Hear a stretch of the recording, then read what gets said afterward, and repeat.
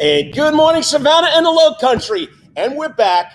We're back in our roots. Yeah, we started at Rockies, but it's the Coach and AD on the Karl DeMasi Sports Report. Live from where? Senior Sports Universe, right here at Coach's Corner. We are in the Sound Garden, and the Sound Garden has changed a lot in a year, Karl. I mean, when we started this, and I got to thank John Henderson. Yes, it's all part of the Coach's Corner Sports Network. We got 5 shows now, but I mean, look at the tables. I mean, this place is packed. There was nothing here because we started during COVID-19. Yeah. I mean, the stage is bigger and lit better. I mean, they got couches all over the place.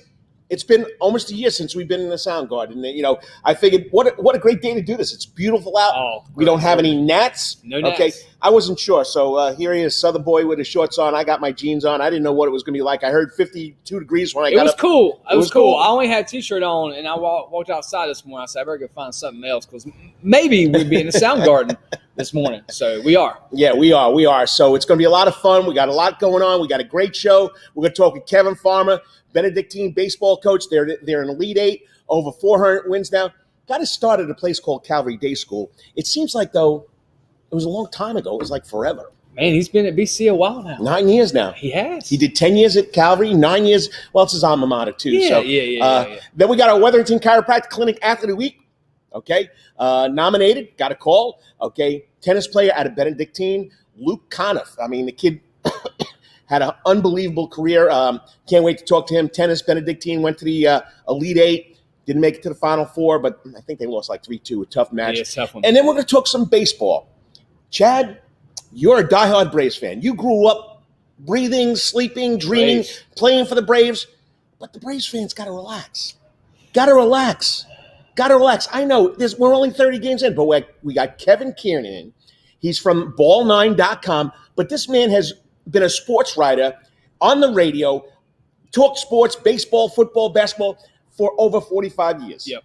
What better way to get an expert to come in and talk about the Braves? Oh, without a doubt. And he's been on a show before. Oh, yeah. He's becoming a regular now. And, he's written some great stories. He went to the Savannah Bananas last summer during COVID-19, wrote about that too. So, plus he's got a little friend of mine, Kelly Cameron and Mark Cameron. Mark Cameron runs How to Run, running store, and Kelly's his daughter who teaches over at Coastal Middle School. So good connection. And she also got the teacher of the year over I'm there. also going interesting to ask him what his feeling was this week. I mean, because when the Astros were in Yankee Stadium this week, it was not pleasant. Mm-mm. It was well deserved, but not pleasant. So we're going to get They took a big hit. Yeah. So we'll get to talk about all that. Plus, they let Albert Pujols go. I've never heard of that in all the years I've been following baseball.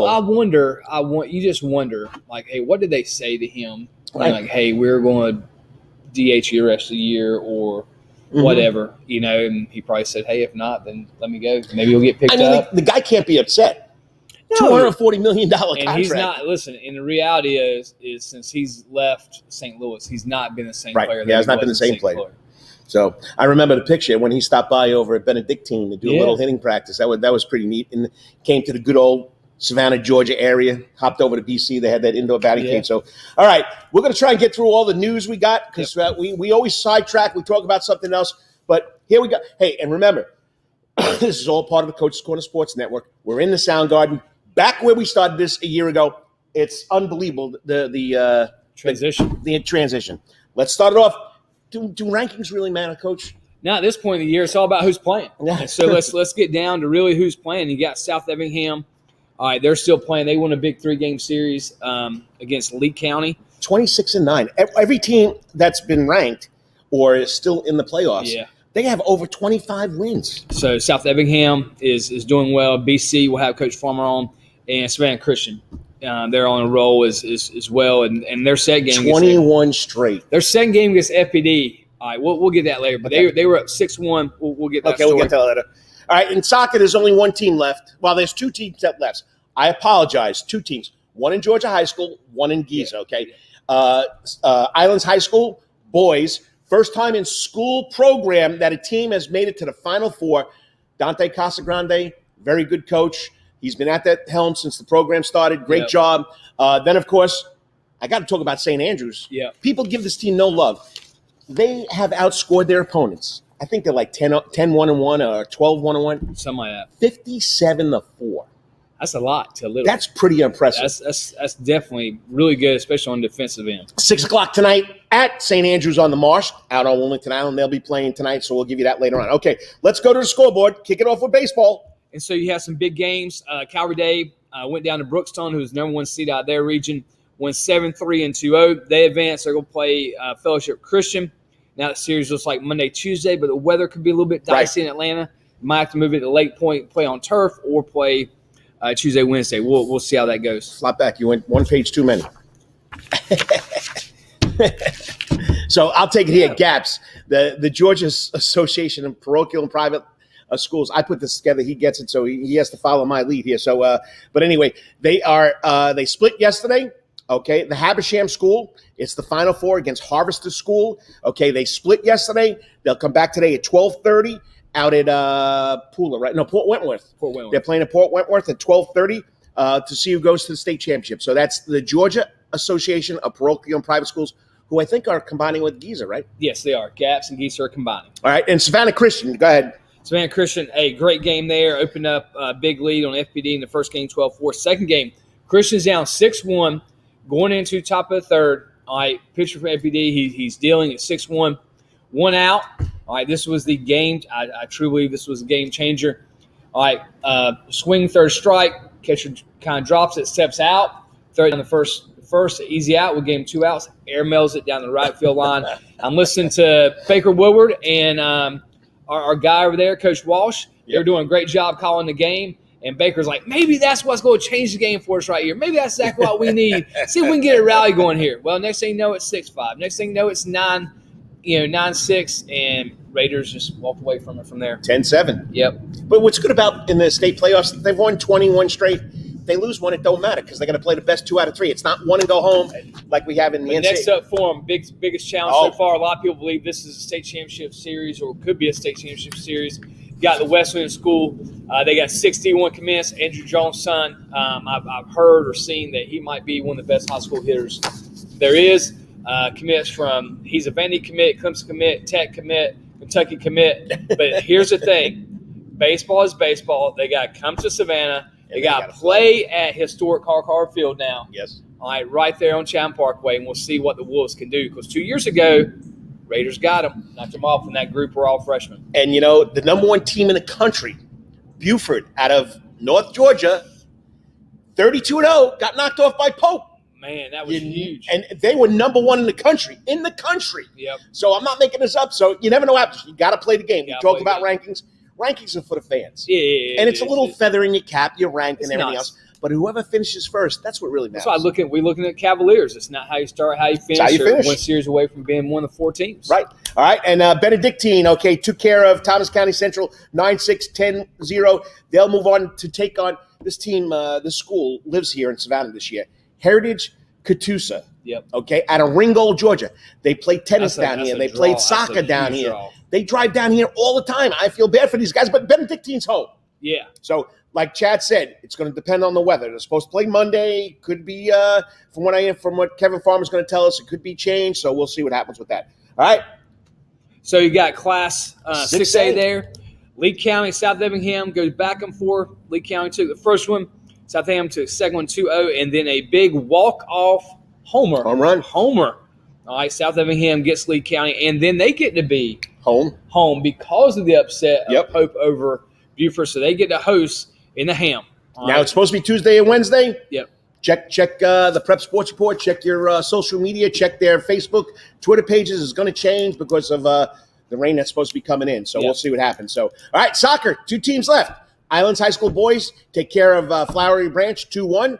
They move on to play in the semifinals for the first time in school history. They're going up to East Hall High School Tuesday night, 7 o'clock. So we'll see what happens. Could be the first Islands team ever in a state championship. And maybe we get to host it. And we get to host it, maybe. Because we'll talk about that at the end, okay? All right, then St. Andrews took care of Valwood 10-0. This team has outscored its opponents 57-4. I don't care whether you're playing Giza, GAPS, Georgia High School State Association. It don't matter. Giving up 4 goals is 4 goals the whole year. Tremendous. So they'll be at St. Andrews tonight against Augusta Prep in the Elite 8 to move to the semifinals at 6 Prep's p.m. pretty good, so it'd be a great matchup tonight. Track sectionals all over the state. Yep. So we can't tell you. I know Islands is out in Columbus. Some teams are up in Albany. We're in making it FPD. So you can't make this up. Okay, here we go.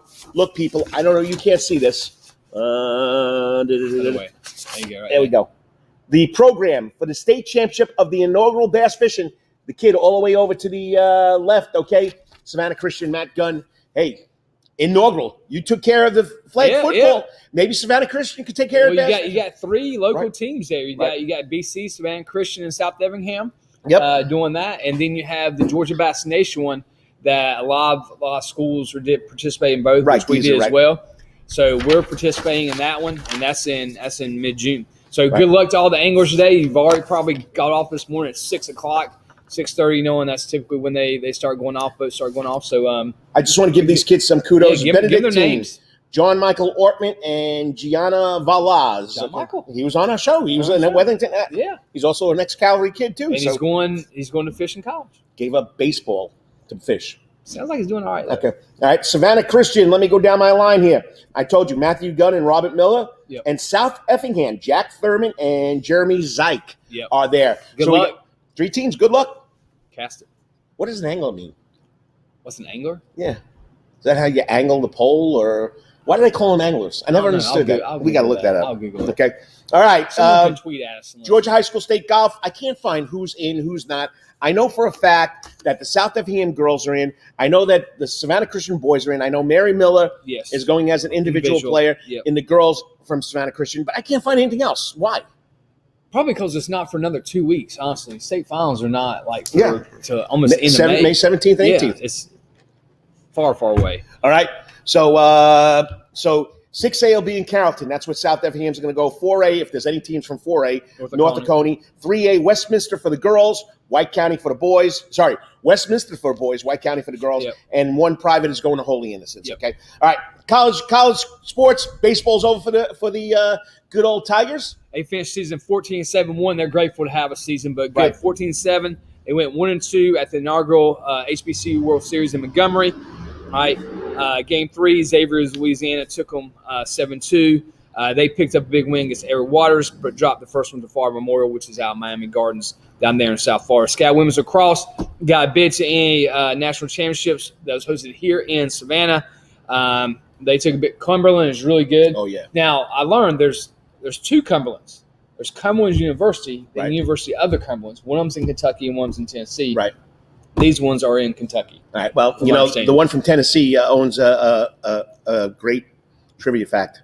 What's the team that Georgia Tech beat 222-0? Cumberland's out of Tennessee. Yeah. I don't know if that's what you want to be known for, but that's what it is. That's what it is. Okay. Today we have the championships. 2:00 women's, 5:30 men. You've been out there. Yeah, we've been out there last 2 nights. Tremendous games. Great fans from the schools. Last night, Indiana Tech was out there. They won in double overtime. Great fans. People have been great. Come out tonight. Support local community. Savannah Sports Council. Robert Wells. Everybody has done a tremendous job hosting the event. The kids have loved being here in Savannah. They've got to practice at different schools, different venues. And got to talk to a lot of fans last night about. And also, you want to talk about numbers real quick while we're waiting for Coach Farmer to come on. Understand, I had 3 dads last night talk to me about there's a lot of money in NAIA athletics. Yep. A lot of money. So these teams like Indiana Tech, Reinhardt, who's playing in the championship game today, St. Ambrose out of Iowa, that Prasad Calvary, all their coaches said, listen, we have 12 scholarships, 12 full scholarships. That is just as much as D1 has. Yep. And that's more than what D2 has. And they can combine academic and athletic money. And usually they're private or really good state institutions who their degrees are excellent. Like Indiana Tech's known for biomedical. They were just talking about all the schools. Like, guys, I'm just telling you as a parent, don't just think D1. Look at what is best for your student athlete. And there are some really great schools that have a lot of money. And that's the thing. As you look, we were talking about this the other night, is – you look at who's cutting sports and who's adding sports. Who's cutting sports? Division I, right? Division I. Who's adding sports? NAIA. Everything from Girls Flag, who also played their inaugural championship this weekend in Mercedes-Benz. All right? They gave Mercedes-Benz to the NAIA flag for nothing. For nothing. All right? And so, listen, do not think that just because this doesn't say D1 or D2 in front of it, that it's not great. NAIA can be a tremendous way to go. Yep. And Savannah State football is having their inaugural charity golfing event May 28th. Check Sean Quinn, social media, Coach Sean Quinn. Check out how you can help out Savannah State football with their inaugural golf tournament coming on. Pro baseball, the Braves lost again last night. They're 14-16. It's so early. This is step 3. Remember, we take 3 steps in the early. door. So early. High school, college, and pro. All right, so they lost 12-2 last night. Charlie Morton didn't get out of the first inning. 6 runs, 36 pitches. But you know what? It happens. So tonight we get the Phillies tonight at 7:08. Not 7 o'clock, not 7:05, but 7:08. Hey, but also, I don't know. What was big about last night, though, Carl? 38,000 people were in Truist Park, the most since 2019 for a baseball game. Yeah, 100% attendance right now. Get your tickets. You can get up to Truist Park to watch the Braves. They take on the Phillies tonight. Pro basketball, the Hawks, hottest team in basketball, 37-31. They're first in Southeast Division. They're 5th in conference. So if they stay 5th, they don't have to do the play-in game. So we're hoping that only 4 games left. Yep. They got to play Washington back-to-back. Washington is the 10th place team trying to get into the playoffs, okay? Yep. They're all in the ATL, too, so they're staying home. All right, pro football, we didn't talk about this last week. Hey, they didn't take a quarterback. All right, so you got May staying there, but they went and got him some help. Number 1 tight end receiver, whoever you want to say, Kyle Pitts out of University of Florida. Amazing player, and so he gets a big help there. Hey, scoring points is not a problem for the Falcons. It's a defense. But, hey, you got to go get the best offensive guy they could get, and they did in Kyle Pitts. And so show that. And Mark's earliest tight end has been drafted in the Common Era since 1967. Okay, so but they've always had a great tight ends. Gonzalez, others come through there. Okay. So. Pro golf, Brian Harmon's back at it again. He's 47th in the world. He's at the Wells Fargo Open up there in Charlotte. He's, after the first round, tied for after the second round, right? Yeah, after the second round, he's tied for 10th at 2 under, 4 strokes back. So he's not out of it. No. Hopefully, Brian will pick one up, okay? UGA golfer, of course, Savannah Christian Prep alum. We'll see what happens at that. PGA Champions Tour, the older guys, 50 and over. Last week, the Cub Classic. He finished 11 under. Gene Sowers from good old Savannah, Georgia, but finished 8th. 11 under, you finished 8th. This week, he's at the Regions Tradition Open in Birmingham, Alabama. He's having a tough time. This was in the first round. He was tied for 45th because he was 4 over, 11 strokes back. I don't think they have a cut in the seniors tour, do they? I don't think so. I think they play 3 rounds and they go from there. All right, semi-pro football. Local news, local teams. We've been following, of course, Savannah Bananas. Open up on May 27th against the Macon Bacon. Savannah Falcons, our semi-pro team, will be playing tonight over at Daffin Park. They'll take on the Florida Falcons. 5 o'clock kickoff, $10 to get in. Falcons won last week, 26-22. They're 2-3 with 2 home games left. And it's going to help decide whether they're in the playoffs or not. Savannah Sports Council, we talked about lacrosse. Got lacrosse today, 2 p.m. Women's Championship, Kaiser versus Cumberland, 5:30. Reinhardt, Georgia versus it's going to be Indiana Tech there is for the men's. GHSA State Soccer is going to be here. We're waiting on classifications. That's going to be 13th and 14th, Thursday and Friday.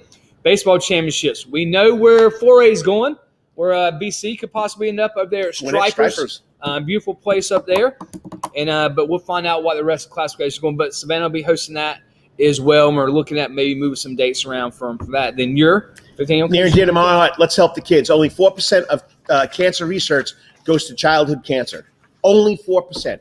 So what I've been doing for 5 years, I've been helping Tim Adams and the Coaches for Curing Cancer. I have a 5K, 10K race 1 month from May 12th. That's Wednesday, but it'll be on a Saturday, June 12th, out of How to Run. 5K, 10K. Please sign up. All proceeds. Nothing goes to the coach. Nothing goes to the Coaches for Curing Cancer. We donate it to the cure. We need to help, of course, our kids that have dreams of someday playing a sport, and that's my goal. It's always been my goal. So help the kids out. We'll be back 3 minutes. He's got his phone working. He's waiting in the waiting room. And once again, Benedictine baseball coach. Rolling. Kevin Farmer. And we got to talk about the Kevin Farmer tree. That'll be a lot of fun, too. We'll be back in 3 minutes. All time, that's Coach's Corner and Thunderbolt.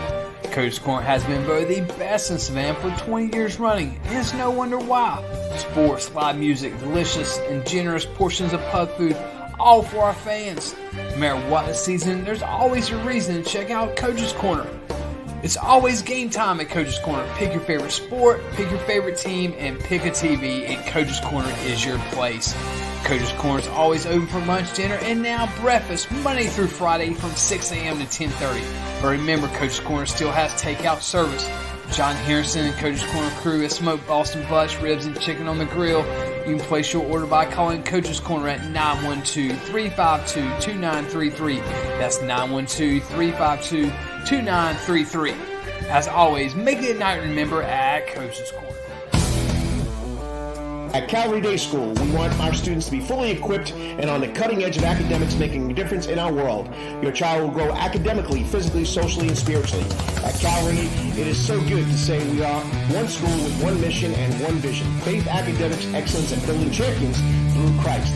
Calvary Day School, we consider it a privilege to meet with your family personally. Call Philip Lee, Director of Admissions, at 351-2299. That's 351-2299. For over half a century, when it comes to uniforms, sporting goods, or trophies, Thompson's got you covered. From cleats to caps and best prices on the biggest brands, Under Armour, Adidas, and more. From baseball to soccer, volleyball to softball, and yes, football too. Every season starts at Thompson Sports Shop. So come get equipped at Thompson Sports Shop's new location, 6606 Abercorn Street, Suite 102 in Savannah. Open Monday through Friday from 10 a.m. to 4 p.m. and seasonal on Saturdays. At locally owned Thompson Sporting Goods and Trophies, come see where everyone is a winner. You still want some real New York deli and Italian food? Bada bing, bada boom. Rocky's New York Deli and Italian Catering is open at 7630 Skidaway Road in Savannah, Georgia during this social distancing problem. Rocky's New York Deli and Italian Catering will take calls for pickup at 912-354-2914. That's 912-354-2914 on the phone. Capiche? If you want Rocky's New York Deli and Italian Catering goods delivered, go to savtakeout.com, savtakeout.com to place the order. Remember, Rocky's New York Deli and Italian Catering, we ain't New York style, we are Wetherington Chiropractic Clinic. Your back hurts, another body's part hurts all the time. It makes you mad, it drives you crazy. You just want to pick something up and throw across the room. If you can, at the Wetherington Chiropractic Clinic, you get complete chiropractic care and relief to help you move better, have a less painful life, and of course, achieve a healthier lifestyle. The Wetherington Chiropractic Clinic is now located in 2 locations in Savannah, Georgia, at 329 Eisenhower Drive, and in Pooler at 114 Canal Street, Suite 603. So visit Dr. Bart Wetherington at the Wetherington Chiropractic Clinic for all your chiropractic needs. Here we go.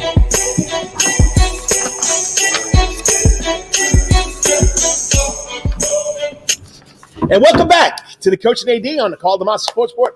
And we're at Live from Sierra Sports Universe here at Coach's Court in the Sound Garden. back where it all started. And it's going to be rolling tonight with Van Halen.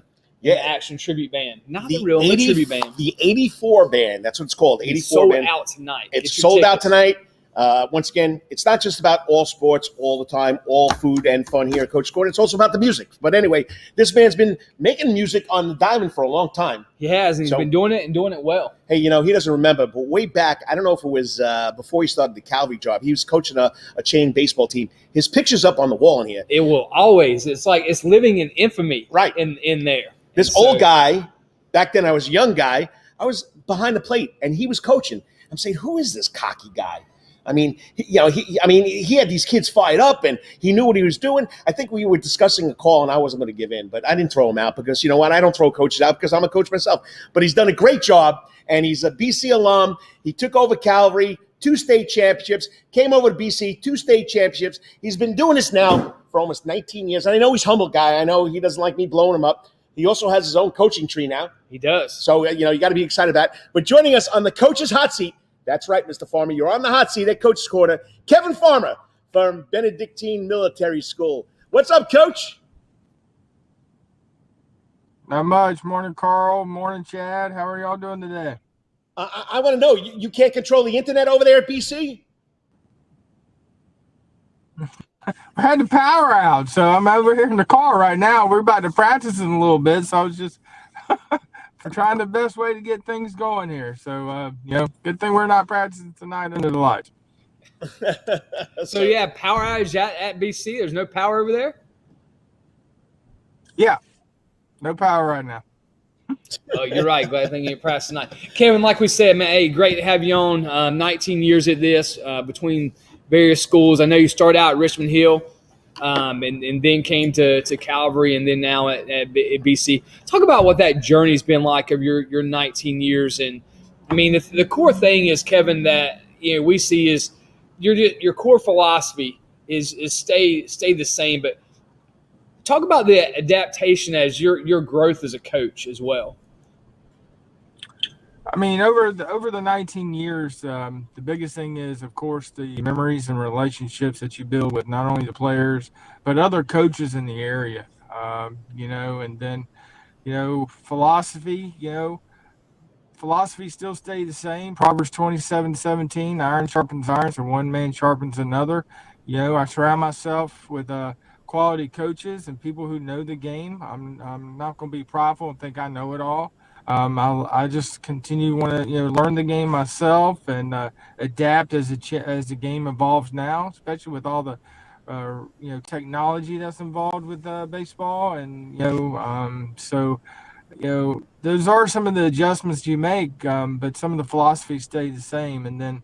And Karl mentions the tree. Now I've got all these guys that I've coached over the years. Now they're coaching. They want to play me. They want to beat me, and it's like Nick Saban but it's good, right now. Yeah, but it's just good. It's good to be able to pick up the phone and speak to those guys. Scott Strickland and I talk back and forth all year long. About what I could do better or what I need to work on or how I would do this. And Scott picks my brain. And same thing with Brandon. It's community. Baseball is a community, and even though we want to compete on the diamond, the players do as well. There's that mutual respect that goes beyond, because we know how much time we put into it and how much we love the game here in the area.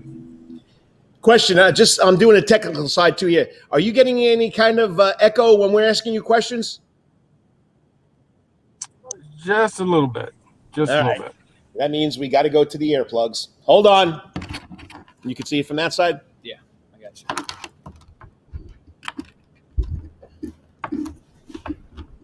There we go. All right, How's that now? Any better? Yeah, that's good. All right. I got one question before Chad wants to jump in here. How do you like being related to Billy Ball? Okay, Billy Martin, bunting, moving from base to base. We call it farmer ball here in Savannah. That's a feather in your cap, buddy. It's just something that I learned when I was a player at Chain with the Chain Gang. We had a coach with Buddy Meyer, my dad, named Shaq, and Shaq taught us how to bunt. And Shaq was also a mechanical technician with cars and over at Ford Place, and he helped teach me, even at 15, 16, 17 years old, to manufacture runs. You can't always rely on a ground ball to get run in or a fly ball. So he goes, one of these things is to bunt, and it's just something that I've always implemented. Even from the days back on chain links and all the way through Calvary and at BC is I've always liked putting pressure on the defense by putting the ball in play, whether that's with bunting or slashing or anything like that. Well, and that's one thing I was going to say, Kevin. I mean, you've been known in your time as a coach is, hey, if it's a tight game, you're going to find a way to manufacture a run. You're going to put pressure on guys, make them make plays, get outs, and eventually they usually crack it at some point. You're putting up pressure on from doing that. And you just talked about the background philosophy on that. Talk about the way. I mean, you still have that ingrained in your teams. That, hey, if a player's at second, hey, we need to hit it backside here or do this, do that. Talk about the pride you guys take and you've taken as a coach over the years of just generally getting your kids to understand the game of baseball. That's one thing that's always been fun to watch your teams being coached, whether it's at Calvary or BC. It's like they understand the game. It's not like, hey, they're living for the highlight. Everybody wants to hit the home run, but they are distinct, very intelligent baseball players. Yeah, and we try to teach them that aspect. I mean, there's going to be times that you're in a situation where you have to fall back on the situational hitting, which, that's what we did yesterday, on the field with situational hitting and worked on hitting behind runners, scoring runners from third, but, if in those close games, you got to fall back on that. And, but there's games where you can let them swing, you can let them cut it loose, so, for us, and I remember days at Calvary where, we practice, all the situational hitting, but then also you just get up there and just relax and take BP and try to drive the ball gap to gap. And so I think it works both ways for the boys. You also got to instill some trust with them, that you trust them to drive them in, and then they're going to trust you to, make that sacrifice for the team and, put the ball in play, whether it's, a squeeze or a push bunt or anything like that. I mean, it really is. You're watching the Coach and AD, the Karl DeMasi Sports Report, live from the beautiful confines of the Sound Garden on the Coach's Corner Sports Network. And we're talking to the head baseball coach over at Benedictine Military School, Kevin Farmer. All right, Farmer, he's got all the technical questions for you. You're a baseball guy. We're baseball fanatics. Is a hot dog a sandwich or its own entity? Well, I don't know. Everyone enjoys a good hot dog. I mean, heck, this summer, Kyle's getting married, and so one of our little bachelor weekend getaway is to go watch the Braves and the Rays play. And so we were talking about doing the 9-inning challenge, a drink and a dog for 9 innings, and so see if we can do that. But I would have to say, a hot dog's its own special entity, and you got to be careful where you go and where you have that hot dog, and you better not put ketchup on it in some places. Or you say that again. Don't go up to New York City and get on the corner and get a dirty hot dog and say, I have ketchup on it. The guy will look at you like you got 5 heads. Right. So, but anyway. You can't do that. You cannot do that. You cannot Kevin, do that. Again, you guys are in the middle of a great state playoff run here. You're a series away from the Final Four. Talk about just this year's team. Every year is different. And every year, hey, everybody says, hey, you got talent and this and that, but it's got to be developed. It's got to be cultured from that standpoint. But what is different about this team? And yes, we know about Carter Holton, but man, that it's not just one person. No, you are depth, and then you also got some young guys in the mix as well. So just talk about this year's team and what's different about it. We told them right in February that, we felt like we had a special group of guys. There was good chemistry. The guys were having fun at practice. They were buying in, doing what we need to do each day, trying to get better. And so that's been our mission, all season. And we remind them all the way now, one goal, that's to win a state championship, and one team. And we have to do it as a team, and so we remind them that every player has a role. Whether it's a guy who has to come in and get one out, get it out of the jam, or a guy who does have to come in and lay down a bunt or pinch hit. So we keep preaching that to them, and fortunately, we've got some guys who are being selfless, where they're doing whatever they can to help each other out and help their brothers out to try to accomplish that goal of one team, one goal. You guys have been successful on the field, and of course off the field you have a lot of young players or a lot of former players besides your coaches going on and doing great things, and it's simply special. But watching a kid like Carter Holton has to be special. I mean, you've had some really, really good players, and they've gone on to whether it be college or to the minor leagues. I mean, this kid is just, as Frank Silkowski labeled him, he's the natural. Tell us what it's like watching this kid. Do you have to call pitches? Does he know what he's doing? And he's even as good with the bat. Carter is special. He is the natural. And even when, when he was 8, 9 years old and we go to church, this is when I was at Calvary, and his family and my family went to church together. And, the parents would tell me about him catching and playing shortstop, even as a young kid. And I'm like, this kid, he just loves the game. He just loves to play. And, that carries over to our conversations in the dugout during the game about, picking up, tendencies of a pitcher or just, different situations of what's going to happen with him coming at the bat. And, his baseball IQ, along with his talent, is phenomenal.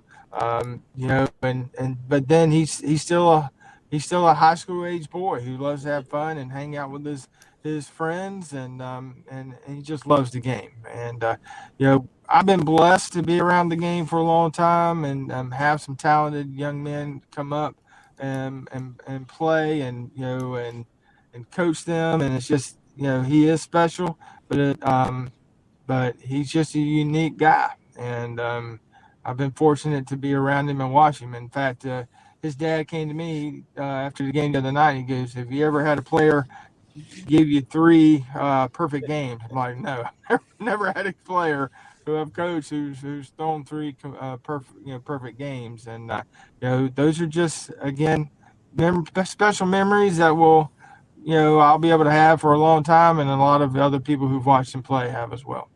Well, Kevin, my last one is it's always been family around you. Even when you're at Calvary, your coaching staff, everybody was super tight, and you just managed things so well. Talk about what it's like, though, having your brother on staff. You guys are separate in age, but you've also got to coach him. You've got to watch him grow up, and now he's getting ready to get married. Talk about what it's like, though. It's such a family affair. Your dad cut grass, all the time for you. Joe probably still cut some grass around BC, I could imagine, maybe. But talk about what's like, just the family atmosphere of you, your dad, your brother, your mom, and just talk about that a little bit before we get off here. Yeah, family is important. I mean, and that's, the other day, we had a chance to take a day off and told the guys, "Hey, go home, spend time with your family." Mother's Day is coming up Sunday, so we got to remind those guys today, "Hey, make sure you tell your mom you love her and thank you for all you do." And but it's been special. Joe and Wanda still, watch the game, but they watch from home with Game Changer. And of course, after the game, Joe still asks questions. "Why'd you do this?" or "Why'd you do that?" And he doesn't cut the grass very often. And Mom, of course, sends inspirational text messages about how we're doing and what we're doing, and she does great, and it's great too. My wife and daughter Sarah and Emma get to come out and watch, and Kyle's fiance Rachel comes out and watches the game. But it has been special for so many years to watch Kyle grow up, coach him on the diamond, see him play college baseball, and start handing over some of the responsibilities, coaching third base at BC. And he mentioned the other day, it's just like he and I can sort of look at each other when we sort of know what comes next, what should happen. And I think that's just being around each other for a long time. But it has been special, and it's always great to surround yourself with family and friends, and especially your coaching staff, and develop those relationships. And I think the memories and relationships are what's special about coaching, and especially with your coaches, but also with the student athletes. All right, quickly, I know I text you and you gave me, you weren't sure, but tell us, okay, you're taking on Heritage, Catoosa, game time. Is it still up in the air because of the weather? What's going on there, buddy? Yeah, I've been watching the weather. I think we're going to stick with that 4 o'clock doubleheader start on Monday. Heritage Catoosa is a very, very well-coached team, very disciplined. They've got some arms. They're going to come down and give us a challenge for sure. They pitch very well. They play defense very well. So it's going to be a good quarterfinals, and hopefully we can do what we need to do and play well and advance to the Final Four. Kevin, always a pleasure. Appreciate what you're doing. I mean, you're still carrying on no matter where you are. The kids love what you do. You're doing a great job. And once again, we'll be rooting for you. Go Cadets, not Cadets. We got to go Cadets. Hey, we appreciate what y'all doing, Chad and Carl. Thank you for always highlighting student athletes and the sports in the area. And there's a lot of good baseball going on this Monday within the area, so go out and support your local teams. All right, man. Thanks, Kevin. Go get them, man. Hey, I want to see that challenge. I want to see that challenge. 1 beverage, 1 hot dog for 9 innings. I want to see how you make out, buddy. I don't know. I'd have to fast for a week before I'd be able to do that. Gee, Manini, but Kyle and I were talking about it. We'll see if we can get him to do it. Well, when I hang out with my boys, I got to go with the 7-ounce old-fashioned pony bottle. You know what I mean? I can't do these 12-ounce, 16-ounce. I got you. So find it. I got you. All right. Love you, brother. Talk to you later. All right. Y'all have a good one. Thanks, Bye. Kevin. All right. Have a great day. Thank you. All right. man. Bye-bye. I mean, we got Luke Waite in the back room. Sorry, Luke, we're running late. Coach didn't have any power at BC, but you're up next. But I mean, the guy that's been here for forever. He went to school here, lives here, successful at your place, successful at Benedictine at Calvary. I mean, and the kids play for him, and that's what's matter. The kids play for him. They do, and you could tell, like we you don't said, need this anymore. the coaching tree that he has. Whether it's Coach Lee at Calvary and Brandon at Islands, and Coach Strickland, and just there's community baseball that's so important, and he's been a big part of that for 19 years, and it's probably fun to. And like you said, he's become the Nick Saban of high school baseball around here. Everybody's trying to not BC off, and nobody's been successful. We know Jim Walsh too, Oh yeah. So, we got to think about this. Baseball manager that has a baseball tree. That's a good trivia question. Yeah, we'll look at that. We got to check that out. Yeah. And also, we got to give a big shout out to our man Lawrence Bennett. He told us what an angler is. Yep. Okay, it's an old English term for the fishing hook because it's on an angle. Yep. Nice. So, thank you, Lawrence. Thank you, Lawrence. We love you too, buddy. Always following the show. He's the producer of Rubbin' and Grubbin'. All right, we got this next young man waiting. He's the Wetherington Chiropractic Clinic athlete. We're just going to stay over on Seawright Drive, but hopefully he's in the house and he has power. Okay, had a phenomenal tennis career at Benedictine Military School. This year, I think he only lost 3 sets. Unbelievable, and that's Luke Conneff from Benedictine Military School. God, you take us out. Hey, 3 minutes, Luke. We'll see you in 3 minutes live from Sirius Sports Universe here at Coach's Corner. All right, we'll be right back after these messages. Peace All out. time, that's Coach's Corner in Thunderbolt. Coach's Corner has been voted the best in Savannah for 20 years running, and it's no wonder why. Sports, live music, delicious and generous portions of pub food, all for our fans. No matter what the season, there's always a reason to check out Coach's Corner. It's always game time at Coach's Corner. Pick your favorite sport, pick your favorite team, and pick a TV, and Coach's Corner is your place. Coach's Corner is always open for lunch, dinner, and now breakfast, Monday through Friday from 6 a.m. to 10:30. But remember, Coach's Corner still has takeout service. John Harrison and Coach's Corner crew has smoked Boston butts, ribs, and chicken on the grill. You can place your order by calling Coach's Corner at 912-352-2933. That's 912-352-2933. As always, make it a night to remember at Coach's Corner. At Calvary Day School, we want our students to be fully equipped and on the cutting edge of academics, making a difference in our world. Your child will grow academically, physically, socially, and spiritually. At Calvary, it is so good to say we are one school with one mission and one vision: faith, academics, excellence, and building champions through Christ. Calvary Day School would consider it a privilege to meet with your family personally.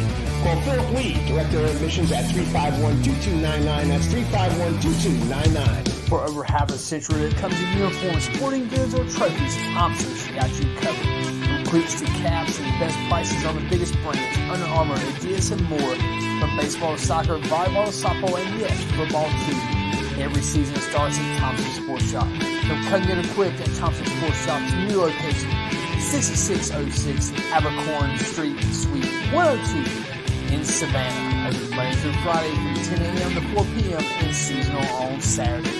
At locally owned Thompson Sporting Goods and Trophies, come see where everyone is a winner. You still want some real New York deli and Italian food? Bada bing, bada boom. Rocky's New York Deli and Italian Catering is open at 7630 Skidaway Road in Savannah, Georgia during this social distancing problem. Rocky's New York Deli and Italian Catering will take calls for pickup at 912-354-2914. That's 912-354-2914 on the phone. Kabish. If you want Rocky's New York Deli and Italian Catering goods delivered, go to savtakeout.com, savtakeout.com to place the order. Remember, Rocky's New York Deli and Italian Catering. We ain't New York style. We are Wetherington Chiropractic Clinic. Your back hurts, another body part hurts all the time. It makes you mad. The pain drives you crazy. You just want to pick something up and throw it across the room? If you can. At the Wetherington Chiropractic Clinic, you get complete chiropractic care and pain relief to help you move better, have a less painful life, and of course, achieve a healthier lifestyle. The Wetherington Chiropractic Clinic is now located at 2 locations in Savannah, Georgia, at 329 Eisenhower Drive, and in Pooler at 114 Canal Street, Suite 603. So visit Dr. Bart Wetherington at the Wetherington Chiropractic Clinic for all your chiropractic needs.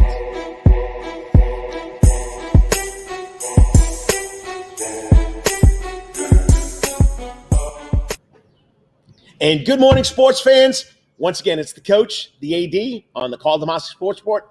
He loves saying this live from Savannah Sports Universe here at Coach's Corner. So once again, and we're back where we started it all. Yes, we started at Rockies, the first show, but then we've been at Coach's Corner ever since. Yes, we do go on the road, but started in the Sound Garden. Hey, it looks like the little sun roofs are doing a better job of sun, what do you call them? Sun panes. I remember last year, they were like clear and they were killing us. Yeah, we had a lot of light in here. A little bit better right now. Hey, but we got a great guest coming on. He's been super patient. Also from Benedictine, one of the best tennis players in the area, had tremendous career. So freshman. Give him his bio. Yeah, freshman, 8-0 doubles record. And he's got bling. Yeah, and he's got a ring. Sophomore year, 8-2. All right, junior year, cut short with COVID. No one knows what that could have been. Senior year, 13-1 and only lost 3 sets. So we 33-5 overall high school record. What a tremendous career. And quote from his coach, Luke showed great signs of leadership this year, not just in tennis, but on campus as a model cadet. He knows when it's time to have fun, when it's time to get to work. When he gets in the zone, he's tough to beat in anything he does. So our Wetherington Chiropractic Athlete of the Week. Joining us on the Coach's Corner hot seat is Luke Conneff. Good morning, Luke. How's it going? Hey, good. How are y'all doing?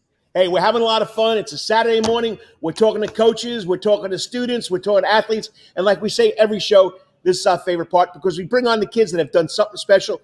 I don't want to butcher his name. Help me with your coach's last name. Kevin Kernan. Kevin Kernan. I was close, okay? But Kevin nominated you. He said you've had such a great career at BC.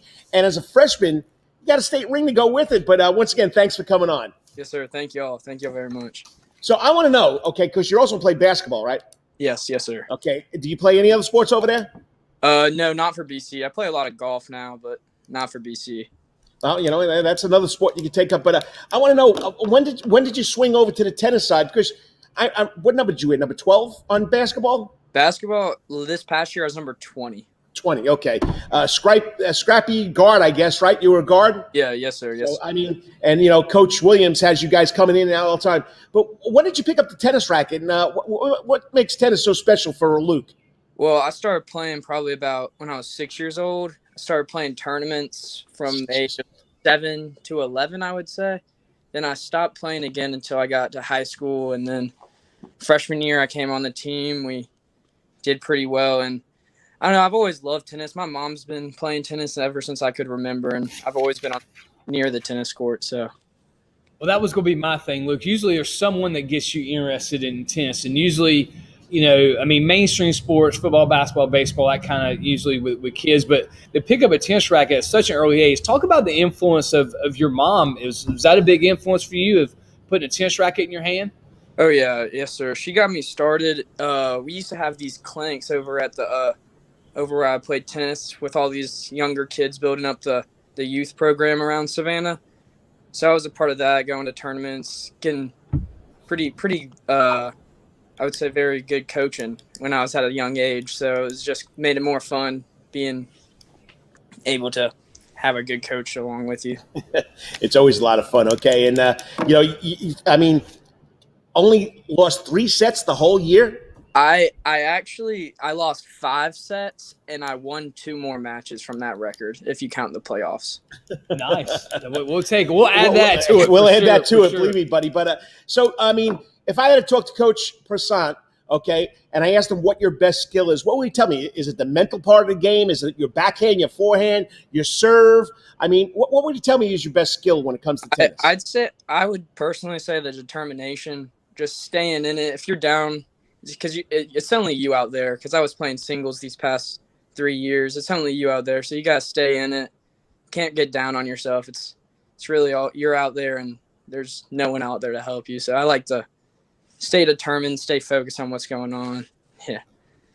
Luke, we talked about this a lot as well as, you talked about the mom was your influence and your coach at BC, but also talk about if you were talking back to a younger version of yourself, like if you were looking back on your freshman year, someone who's coming up in the youth tennis world around Savannah, what advice would you give them to help them be successful? If you could give yourself advice when you're starting out again, what would that look like? Practice during the off seasons.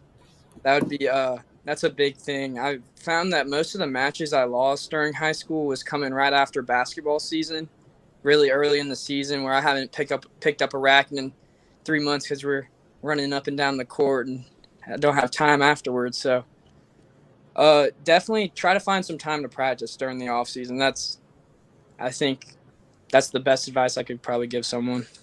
And you're watching the Coach and AD on the Karl DeMasi Sports Report. We're at our favorite part of the show, the Wetherington. Not that we don't like talking to other guests, but we like bringing on the kids. This is the concept of the whole show that began. The Wetherington Chiropractic Clinic Athlete of the Week. Luke Conneff from Benedictine Military School, great tennis player, basketball player. So I got two folds in my next question. One is, which sport do you like better, tennis or basketball? And two is, I mean, every cadet that we have on does something other than just athletics at BC. Tell us what your other extracurricular activities are. Okay. I would say I like tennis better, personally, just because I've excelled at tennis a lot higher than basketball during high school. And then, so I'm a part of Honor Society, Student Council, yearbook club. We started up a science club junior year. Nice. That kind of died out, but so I do those, have a good time after school before practice, and try to help out some other people. Look, we talk about one. We just had Coach Farmer on. He's been at BC now for a good while, going on, 9+ years. We have a lot of BC people on. There's just a tradition to it. Talk about what your time at BC is meant to you, and your coaches and teachers there as well. Okay, yeah. So every single person in my family's gone to BC. My grandfather, my dad, all my uncles, my cousins, and so being at BC, I feel very comfortable. I feel like that's where I needed to go. I've loved it. It's a great time. The teachers and coaches are really they're really helpful. They give you the opportunities you need outside of the classroom if you're struggling, if you need some help during sports, if you're playing sports. And then for tennis, we've had a great community coach. He comes in. His name's Joey Ruiz. I've known him since I was really young. He's great. He helps out a lot with the program these past 4 years. His first year was my freshman year, and he's been there ever since. So nice. So let's talk about you coming into the season. Last year, COVID-19, like everything else, everything was cut short. You come into your senior year. Did you have any personal goals? And besides that, I know tennis is individual, but personal goals and team goals as you guys came into this season, knowing that there was a good chance you're going to finish it because everything else completed. Mm-hmm. Yes, sir. So my personal goal was to not lose a match and win Player of the Year or Area Player of the Year. I did lose that match, and so it was kind of upsetting, but it's all right. We did. And then for the team goal, we had 4 brand new tennis players on the team this year, so I'm not too sure of what a team goal we could say. But, I mean, I think we exceeded all expectations, really, making to the Elite 8 with 4 guys they've picked up a tennis racket 2 months before the season even started. That's pretty impressive from that standpoint. 4 new plays. Yeah. Hey, you've had a tremendous career as well. So what's next for you? I mean, are you just going to go to college, or you going to try to play in college, or what's your future plans? Yeah, so I decided actually probably about 2 weeks ago I'm going to go to Clemson. Nice. I'm not going to play sports. I might try to join the club tennis team, which is but there's no way I'm making on that varsity level Clemson tennis team. That's a different level once you get up to the ACC, SEC schools. Well, talk about your choice of Clemson. What was it about Clemson that you enjoyed so much and wanted to be a part of? Well, I was planning on going to transfer into Georgia Tech to be an engineering major, some type of engineering, and I decided I might as well go to Clemson, get the full college experience, get a great engineering degree out of it. I've had a lot of help from a lot of people that tell me a lot of good things. A lot of my family went to Clemson also. On one side of the family, they talk about how much they love it. And I went up and visited about 2 weeks ago, and I decided the next day, I said I want to be here. So that's nice. how. Mm-hmm. Well, awesome, man. I mean, my last question, I asked this all the Benedictine cadets that come on. Tell us about your 4 years at Benedictine. I know it's a family tradition because I know the Conneff name has been around at Benedictine for a long time. But tell us what Luke's experience was at Benedictine and what it meant to you. It was a great time. I love going to school with all the guys. You meet a lot of people that you probably would have never met before. A lot of I came from the parochial school, so I met a ton of public school kids that I've become really good friends with. Got a lot of good relationships now, and it's just a great time. Really, you can really be a guy at BC. I would say, that's the easiest way to put it. So, well, great job, great career. Savannah Morning News Player of the Year will come out pretty soon. That's top secret. We'll find out at the end of the month. But once again, good job, and proud to say that you played well because I watched you twice, and you know what you're doing there, buddy. Yes, sir. Thank you very much. I mean, hey, good luck at Clemson. Enjoy the atmosphere. Hey, you'll get to go back, and they'll have full football, full stadiums, hopefully, and everything. So you'll get that college experience. And hey, what type of engineer are you wanting to be? I actually have not decided yet. So that'll I'm thinking I'll figure that out in the next year. All right. Well, enjoy your time at Clemson, man. We're proud of you. We look forward to more awards and stuff coming out here. And say it again. Cadets. They don't say cadets. They got to say cadets. Cadets. Go Cadets. Yes, sir. Great job, Luke. Thanks for coming on. Thank y'all. Thank y'all very much. All right, buddy. Awesome. Hey, once again, he's had a tremendous career. Didn't want to lose a set this year. Nope. Came pretty close to it. I got him close to doing it. Had a great record. And I didn't realize 4 first-time players. Yeah. And they made it to Elite 8. One that talks about the coaching staff and dedication. There's 4 that came on and said, hey, we're going to try something new and different. And once again, just remember, that's what makes high school sports so special is just getting out there and trying something new. And obviously, he was a great leader in that. Have 4 new guys on the team from that standpoint. And he gets to lead those guys, and they get him to Elite 8. I mean, look at his career. He comes in and wins a state championship as a freshman playing doubles, and he works himself up to be the number 1 singles by the time he's a senior. And those kids are looking up to him. Like you said, what could he tell to a young freshman kid like he was 4 years ago? Practice. And they're gonna take his qualities when they become seniors. So it's special. So, all right, well, going to wait for hopefully the ball9.com author now, Kevin Kernan, worked for the New York Post, has been a sports writer for over 45 years. Hopefully we could hook up. I told him we're running a little late. I told him to hook in at 10 o'clock, which will be perfect because we're going to go to a break right now. We got to thank our sponsors. Remember, Coach's Corner has 5 shows, okay? Of course, on the internet, you got the Coach and AD, the Karl DeMasi Sports Report, every Wednesday night and Saturday night. We will be back this Wednesday night. I don't have anything to do. You got anything to do? I'm trying to think. Hold on. We'll come back. Besides family things. Okay. Then we're on Saturday mornings. Then we got Rubbin' and Grubbin' every Wednesday night with the Atlanta man. Brandon Bain does a great job. This guy knows NASCAR. I mean, I don't even think he picks up a book and looks at it. This is a human dictionary of NASCAR. I mean, we're going to go to my SAT favorite word. He's got a plethora of knowledge about race car driving. I mean, we got to have him on one Saturday. If it gets up, he works 5 jobs too and does that. I don't know how he does that. Well, you and I work 5 jobs and we do this too, so we can understand. All right. So then we got the Karl DeMasi Sports Sport, Coach and AD, Rubbin' and Grubbin', the 19th hole, which they took down the Henderson Cabin. But hopefully it'll be back. It'll be back. Next, they got to come back for the other 3 majors. Yes. They told us they were going to do this. They also are the Coach's Corner bowling champions. Okay. They also, I heard, played pretty good golf last week at the Caddyshack tournament. So, and one of them has a state championship ring from BC. Yes. Brent has the state championship ring from BC for golf. So we got to get them back on, but you got to listen to it. They got to come on the next major. Then we have 2 podcasts, of course, Spencer Maddox, Travis John with the Hot Grids podcast, and, of course, the Coach and the Fanatic, Kyle Lawson. I don't know, we might be a little off this week because he finally got a job after COVID-19. Did he? Finally. I mean, the guy's been breaking his butt, trying to find jobs, working part-time jobs. He finally got it. He's going to start Monday night. So what's he doing? Kyle Lawson, he's going over to Colonial Oil. Nice. So, great job, Kyle. That's of course, the Who's on First Base baseball podcast. So those are the 5 shows. Listen to it. We'll be back in 3 minutes. Hopefully the baseball writer, the New York Hall of Fame baseball writer, will join us, Kevin Kernan. You're listening to the Coach AD, the Karl DeMasi Sports Report, right here from Live from Sirius Sports University, here at Coach's Corner, CN3. He's got to say tree. He's got to be like he's in New York. We got 3 minutes, okay? 3 minutes. We'll be right back. Got to go to Rockies, too. All the time, that's Coach's Corner and Thunderbolt.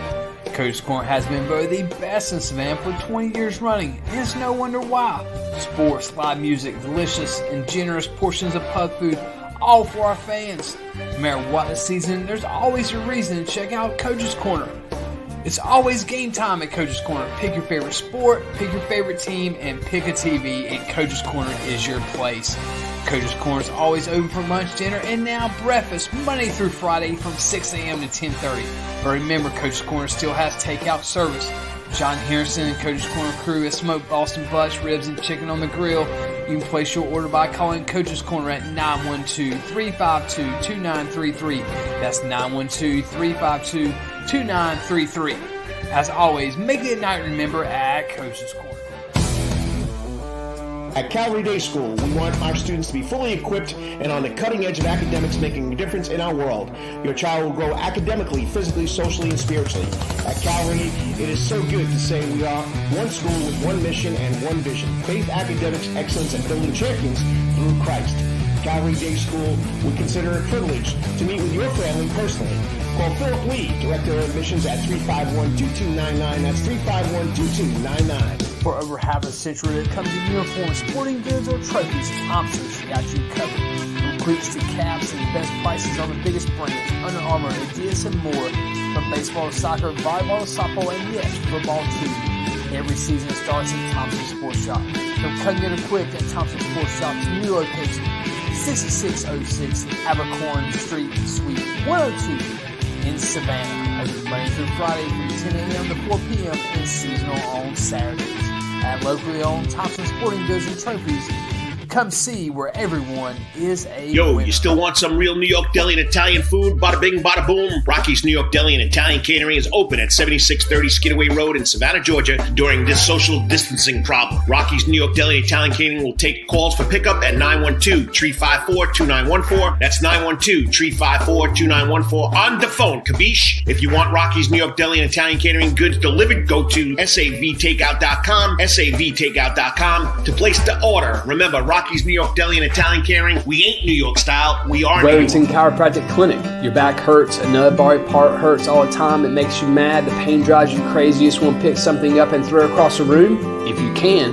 At the Wetherington Chiropractic Clinic, you get complete chiropractic care and pain relief to help you move better, have a less painful life, and of course, achieve a healthier lifestyle. The Wetherington Chiropractic Clinic is now located at 2 locations in Savannah, Georgia, at 329 Eisenhower Drive, and in Pooler at 114 Canal Street, Suite 603. So visit Dr. Bart Wetherington at the Wetherington Chiropractic Clinic for all your chiropractic needs.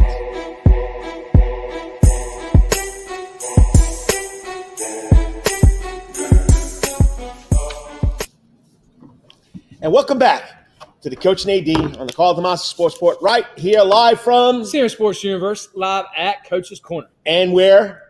In a sound garden, where it is going to be loud tonight. They're almost sold out, or maybe sold out. They may be. Maybe sold out by the time you get to this. So Van Halen Tribute Band. The 84 band. So it will be rocking and rolling tonight. Great music, great music. So last night they had the producers, just a lot of fun here. Everybody thinks it's just all sports, all the time, food, sports, and fun since 1991. Well, now it's been music for the last couple of years. And when we started here last year, of course it was COVID-19, but they were set up for music. I mean, there's like 40 tables out here. Like this. Maybe there was like 15 tables out here back then. And the Sound Garden, it's got a roof now. It's no more tent. They got tents on each side. It's just a great experience. So once again tonight, at the Sound Garden, okay, the 84 band, Van Halen Tribute Band. Next week, who did he say it was going to be big coming in? They're coming in from like Milwaukee, Wisconsin, right? I know. I got a blank. Okay. I thought you knew. I thought you were right. I'll get it to you right now. So take us a little into about the Braves there, buddy. Everybody's freaking out about the Braves. We're waiting to hook up with our next guest, Kevin Kernan from Ball9.com, also a former big-time Major League Baseball writer. So for the New York Post, hopefully we can get him. So go ahead. So the Bravos, all right, they are 15-17 right now. I got to bring my stats back up. So 15-17, 2.5 games back of the Phillies, which they still have 2 games to go with the Phillies tonight and Sunday. All right, they begin this long homestand at Truist Park, which they had the record last night. Largest crowd in baseball yet this season, 38,000 last night at Truist Park. But if they win the next 2, that means they're a half a game out of first, and they're at 500. It is so early. It'd be different if you're looking at the standings, Carl, and the Phillies were 8 games ahead here. They're 2.5, and they got so many more games in hand with Philadelphia. Hey, they're just the East right now is probably the worst division in baseball record-wise, but I'm telling you, it's probably the hardest division in baseball from top to bottom, because you look at what Braves have done to the Cubbies over there and done to other teams, all right, just outside their division. It's a really tough division right now. But my thing is people. I mean, of course, Freddie Freeman. He's struggling. The guy behind or before Freeman that protects him. Help me out. Kiernan? Not Acuna, not Osby. Ozuna. Yeah. I mean, he struck out like 30 times already this year. He's batting like 200. I mean, and I think that's the biggest problem that people are worried about, that Freeman isn't hitting. Ozuna isn't hitting. Yeah, I mean, their team batting average is 229 right now. So that's not where they need to be from that standpoint. On base percentage is 313. OPS is 726. They have struck out 276 times already. One of the stats I was listening to the game the other night that Jeff Rancourt and them were talking about is right now the Braves are the worst hitting fastball team in Major League Baseball. And they were crushing it last year. They were the best fastball hitting, which is like, that's not going to stay. Oh, yeah. You know that eventually, I mean, if you're seeing a ton of fastballs, you're not hitting them. These are Major League guys. I mean, they're going to figure it out. They're going to get their timing back, Yeah, if we get halfway in the season, we're 8 games back, but I know the rotation's got to be shored up. There's been questions there at the front end, with injuries. You look at what we started with last year. Hey, we made it through with the injuries because there's only 60 games. We pieced it together, but I think it's way too early to be freaking out. If they're 8 games back, it'd be different. They're 2.5 back. They win the next 2, they're going to be half a game back of the Phillies and essentially tied for first place at 500. I mean, you look at how the Yankees started. Yeah. People were dying. I mean, like, they wanted Boone's job. Lost 6 straight. Too much talent, right? Not to figure out. It's once the front rotation gets fixed, they can find some pitching there, close up the middle part of the bullpen, And listen, your guys are going to hit. They're not going to go through all season like that. I mean, like I said, we're not even to the first poll yet. They say the 40-game mark is an indication of what the season might be like. We're at 30 games, and you just got to relax. And you got to understand they only played 60 games last year. Okay, they had the whole winter off, and they're trying to get back in the full swing of things. And last night, 38,000 fans finally showed up to the park. I mean, just let it play out. I think the other thing is, looking at it, Carl, is it'd be different if anybody in baseball was already running away with their division, but no one is. There's no one in baseball. I mean, like, how about the A's started out? Yeah. And they're in first. There's no one in baseball that is running away for their division. Nope. Right now, no one's got it figured out, and they're the club. So I would say, just Braves fans, be patient. Hey, go pack Truist Park. That's the fun thing about these major leaguers. They're happy to have people back in the parks and playing. So go cheer them on and get the chop going, and let's go. And remember, you can watch every game right here at Coach's Corner. That's right. John Henderson is probably, if not the biggest fan in Savannah, Georgia. Oh, without we doubt. Still got the chop out front. Yep. So got the big. The TP will come up when we make the playoffs. That's right. All right, so we're going to go to we're going to switch this around. We were going to have Kevin Kernan on. Seems like we're not going to be able to hook up. So what I'm going to ask Chad is here, because he's the big man here from Georgia High School. Reclassification is gonna take place. Yes? No? They came out last week and said they're going to revisit it and they're going to open it back up. I hope they do, but I'm not holding my breath. All right. That got me excited. I think they should. The argument was being, so in our executive committee meeting 2 weeks ago, Right. It came to the vote of the board about extending reclassification and not doing reclass for this year because of COVID. Right. It was like a 60-12 vote. I was one of 12 that voted not to do it because I think we need to have reclass. We do. And we need to have reclass because teams, and then the whole plot was that, hey, because of COVID, schools don't know who they got, who they don't have. It's like, you're going to know because they're going to have to enroll irregardless whether they're online or not. They're going to have to enroll, so that process doesn't change. So you're going to know your numbers. Yes, schools might fluctuate here or there, but here's the reality. If you're a 4A school and you don't do reclass and you go, hey, he's coming on, and he goes and you go to a 7A school, for those 2 or 3 years, you're dominating because of numbers. Go ahead, get reclass done. If schools move up, move down, that's fine. Who cares? Because guess what you're getting ready to do? You're going to do another 2 years in a row. But to have 3 straight years of no reclass and letting schools just really grow. I give, for instance, in Class A, Holy Innocents is up to 600-something people. Right. In Class A. It should be in AA or 3A. And that's a whole nother public-private thing there. But they should be moving up. And so it's just – and then also teams that want lateral movements. Like school I'm going to, hey, they put us in the perimeter. So all our games are down Wesleyan and Holy Innocents, downside the perimeter.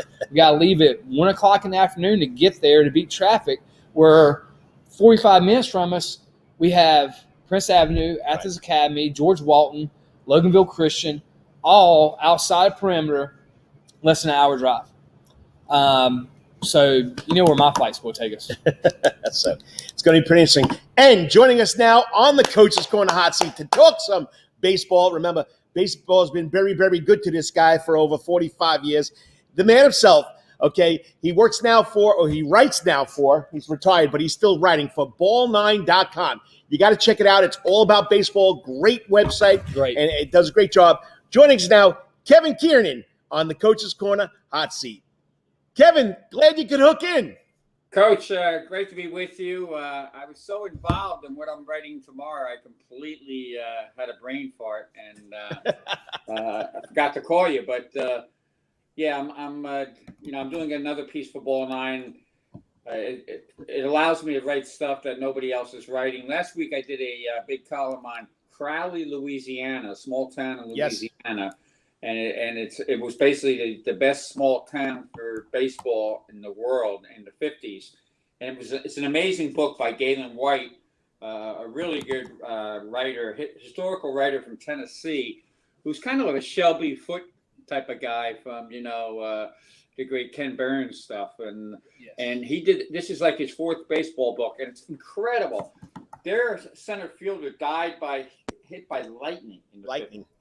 But we deal with what baseball meant to small towns, and we do it in relationship to what's going on in the minor leagues now, how they're being attacked by Major League Baseball, clown show across the board. And actually, one of the things I'm writing tomorrow is about hitting. I love hitting. I've talked about hitting my whole life. Spent many hours talking to Tony Gwynn through the years, who was a good friend of mine. Everybody from Ted Williams to A-Rod I've talked hitting with. And it's very interesting. I did a piece in Ball 9 in the spring. A guy Kevin Gallagher, who wrote a book about hitting for kids, and I heartily recommend this. It's about making contact, and he talks about the importance of just getting a hit, so you stay. And it doesn't matter what kind of hit. If a duck fart in the right field, whatever. And he's talking about the younger ages, but that keeps the kids involved in the game. And this whole mindless garbage of lift and launch angle for young kids. It's pathetic. But what's happening is very interesting.